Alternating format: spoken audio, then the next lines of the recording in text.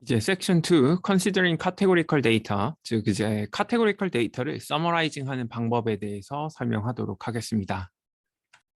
Categorical Data는 이제 앞에서 설명드린 것처럼 수치로 표현되지 못하는 데이터 형태를 말하고요. 대표적인 게 이제 색상 같은 게 있어요. 뭐 좋아하는 색상이 무엇입니까? 그러면 빨간색, 뭐 파란색 이렇게 되어 있죠. 자, 이런 데이터셋을 이제 데이터 매트릭스를 우리가 수집을 하고 이걸 가장 요약하기 편한 방법은 이제 컨틴전시 테이블, 즉 분할표를 이용하는 방법이 있습니다. 자, 컨틴전시 테이블은요, 두 개의 범주형 변수에 대한 데이터를 요약한 표라고 할 수가 있습니다. 그래서 아래 보이는 거는요, 타이타닉호의 승객의 생존율과 연령 분포를 보여주는 이제 컨틴전시 테이블이라고 보시면 돼요. 자, 읽는 법을 조금 더 상세히 설명을 하면요. 여기 어덜트, 어른들 중에 죽은 사람은 1438명, 그 다음에 어덜트 중에 생존한 사람은 654명, 그리고 애들은요, 죽은 사람이 52, 그 다음에 살아남은 사람이 57. 그래서 비율로만 보면 어덜트가 훨씬 더 많이 죽은 거 볼 수가 있죠. 그리고 이 타이타닉호에 총 몇 명의 어른들이 있었고 총 몇 명의 아이들이 있었는지 이런 것도 쉽게 볼 수 있고, 또 이 경우에 총 몇 명이 죽었고 몇 명이 생존했는지 이것도 쉽게 파악할 수 있기 때문에 이제 컨틴전시 테이블을 이제 카테고리컬 변수들의 요약 형태로 많이 제공을 합니다. 카테고리컬 데이터를 요약하는 두 번째로 이제 많이 쓰이는 방법은 바플롯을 이용하는 방법입니다.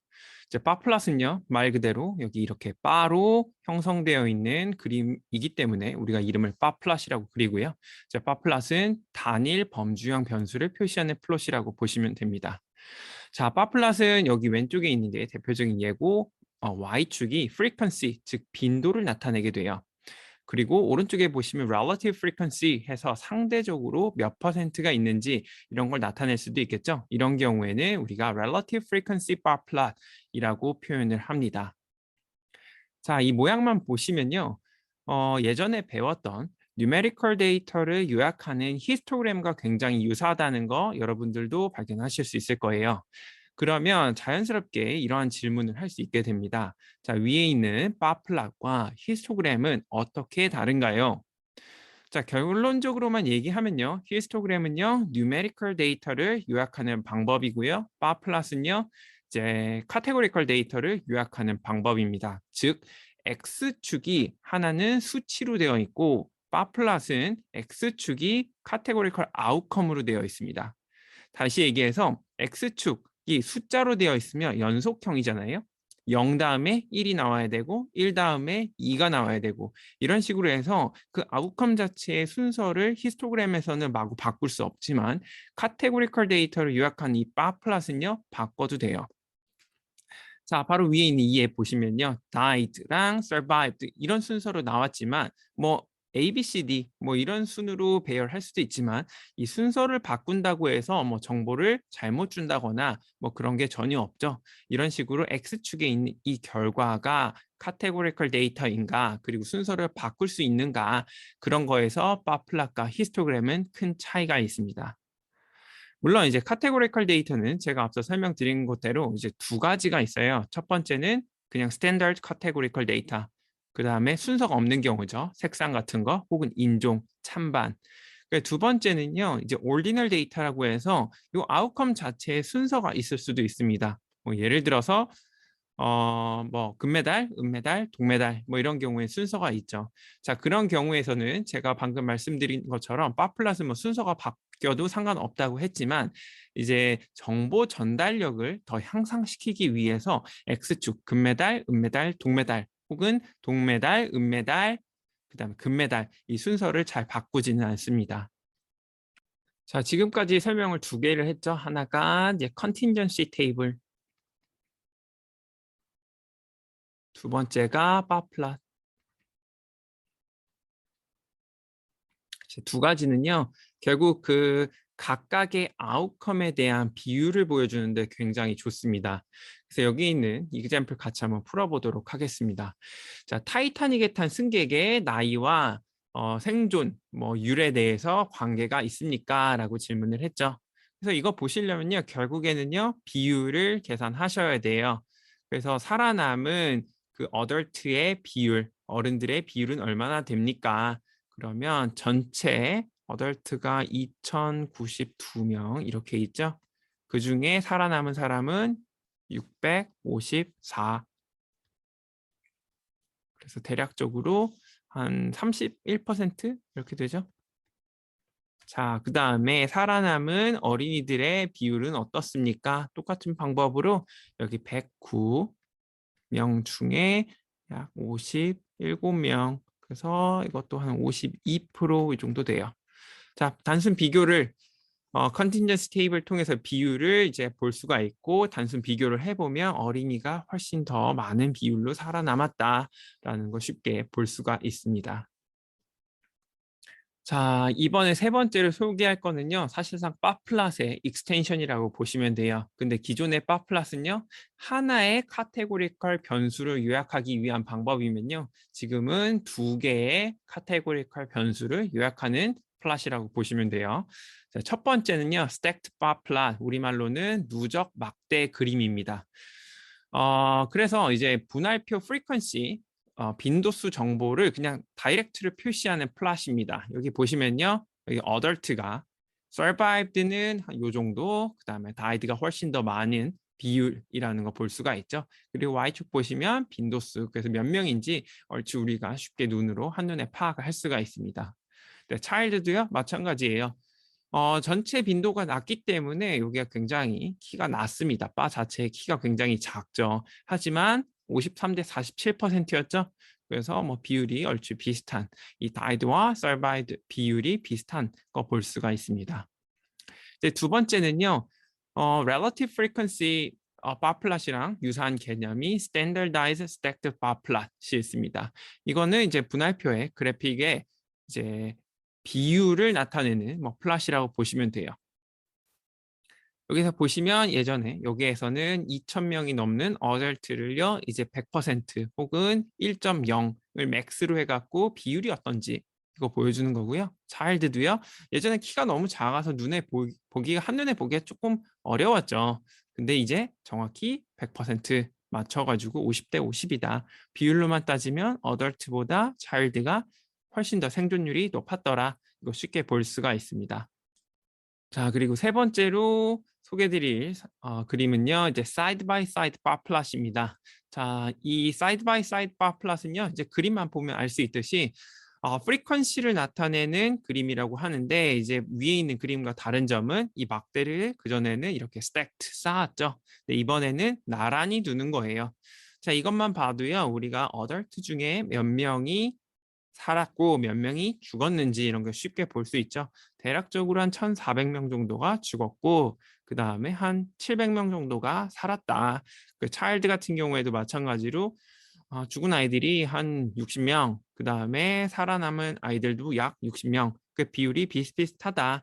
결국 이제 세 개의 플러스는요 같은 정보를 주지만요 상황에 따라서 어떤 플랫이 더 많은 정보를 쉽게 전달할 수 있는가 그걸 여러분들이 직접 판단하셔서 골라서 쓰시면 됩니다.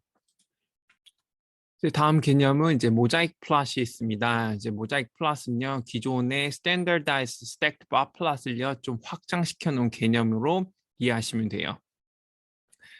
뭐 정의 자체는 표준화된 누적 막대 플롯과 유사한 분할 테이블에 적합한 시각화 기술로 기본 변수의 상대적 그룹 크기도 볼 수 있다는 이점이 있습니다. 자, 그래서 이제 왼쪽에 보시면요. relative frequency 바 플롯이죠.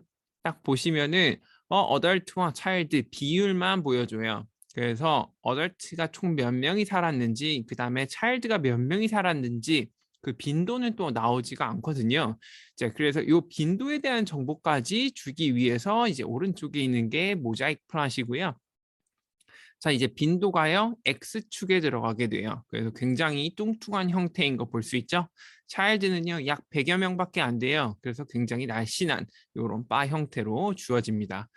실제로 뭐 저 같은 경우에는 모자이크 플랫까지는 잘 안 쓰고요. 그냥 바 플랫 이 정도만 써도 대부분의 데이터들이 이제 서머라이징 하는데 큰 문제가 없어서 모자이크 플러스는 잘 안 쓰고 있습니다. 하지만 이제 분야에 따라서는 이제 모자이크 플러스를 많이 쓰는 곳도 있습니다. 자, 다음 개념은 파이 차트. 파이 차트는 여러분들 이제 많이 보셨을 거예요. 뭐 한국말로는 원형 차트라고 부르기도 하죠. 근데 뭐 일반적으로 다 파이 차트라고 부릅니다. 자, 뭐 여기 보시면 원형 통계 그래픽, 그다음에 숫자 비율을 설명하기 위해서 원을 조각조각 나눠 놓은 형태입니다. 자, 그래서 여기 있는 파이 차트의 예를 들어서 설명하기 위해서 이 문제 한번 풀어볼게요. 포유류 중에 어떤 오더, 목이 가장 낮은 비율을 갖는지 구별할 수 있습니까? 여기 보시면요. 어, 사실상 뭐 구분이 안 되죠. 근데 문제를 바꿔서 뭐 가장 높은 비율은 무엇입니까? 라고 하면 이 파란색이죠. 파란색 보시면 전 모르지만 CHIROPTERA인 것 같아요. 자, 이렇듯이 이제 파이 차트는요. 이 각각의 결과들이 비율이 어느 정도 일정 수준 비슷하거나 어느 정도 뭐 1% 이상 눈으로 이제 가늠이 될 정도면은 좀 유용한데, 자, 이런 질문들은 사실상 아웃컴도 굉장히 많고 이 소규모 얘네들은 사실상 이제 구별이 안 돼요. 그렇죠? 네, 그런 단점이 있습니다. 자, 이번에는 이제 사이드 바이 사이드 박스 플롯에 대해서 설명을 할게요. 여러분들 이미 박스 플롯에 대한 개념은 다 아시잖아요. 그래서 예를 들어서 다시 한번 설명을 하면 여기 있는 박스 플롯이 하나 있는데 여기 아래에 있는 바가 미니멈, 그 다음이 first quartile, median, third quartile, 그 다음에 maximum, 그 다음에 프로그램에 따라서는 이게 whisker, mean value, max value 해서 바깥쪽에 있는 거는 suspected outlier. 자, 이런 식으로 되어 있는 거고요.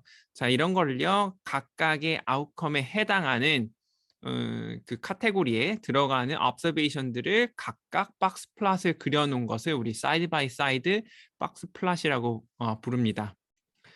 자, 이거 설명하기 위해서 간단한 예를 들어볼게요. 여기 있는 데이터는요, 이제 학년과 학생이 속한 동아리 수 사이에 어떤 관계가 있는지 알아보기 위해서 데이터를 조사했고 그에 관한 사이드 바이 사이드 박스 플롯을 그린 겁니다.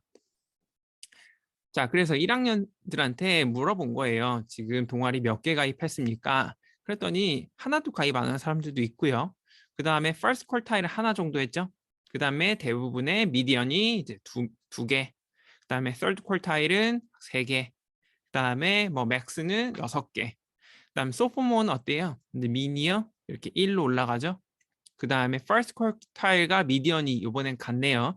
대부분의 학생들이 이제 2에 몰려 있습니다. 그 다음에 이제 third quartile 3, 많이 가입한 사람 한 4 정도. 주니어도 뭐 비슷한 경향이 있는데 미디언이 이번에는 third quartile이랑 똑같죠? 3으로 붙어 있어요. 그 다음에 맨 마지막에 있는 시니어만 보시면요. 이번에는요. 이제 민이랑 first quartile이 다 같아요. 이제 그 다음에 미디언이 약 2. 그 다음에 이제 주니어랑 비교하면 살짝 떨어진 정도죠. 근데 third quartile은 오히려 더 올랐어요. 4로. 그다음 맥스는 6. 다시 이렇게 올라가는 추세를 볼 수가 있습니다. 자, 이것만 가지고 이 사이드 바이 사이드 박스 플랫만 가지고 위에 있는 질문에 대한 답을 해보면요. 관계가 좀 있어 보여요. 어떻게 보면. first year에는요. 동아리 수 뭐 많이 가입한 6개씩 가입한 사람들도 있지만요. 대부분의 학생들 50%에 있는 학생들이 혹은 약 75% 있는 학생들이 0에서 3개 정도 가입하고요. 그다음에 sophomore 2학년 보면요. 대략 75% 있는 학생들이 여기 1개에서 3개 정도 올라가죠. 0에서 3인 게 1에서 3으로 올라가죠. 그럼 주니어도요. 1에서 3인 거는 변함이 없는데요. 보시면 미디언이 올라가요. 그래서 소폭 상승했다는 거 우리가 유추 가능하고요. 시니어도요. 미디언은 조금 떨어져요. 근데 이제 third quartile 자체가 올라가죠. 그래서 여기에 대략적으로 50% 이상의 학생들이 1에서 4 사이 1에서 4개의 동아리 수를 가입하고 있다라는 정보를 보니까 학년과 동아리 수 사이에는 관계가 있다, 증가하는 관계가 있다라고 우리가 결론을 내릴 수 있을 것 같습니다.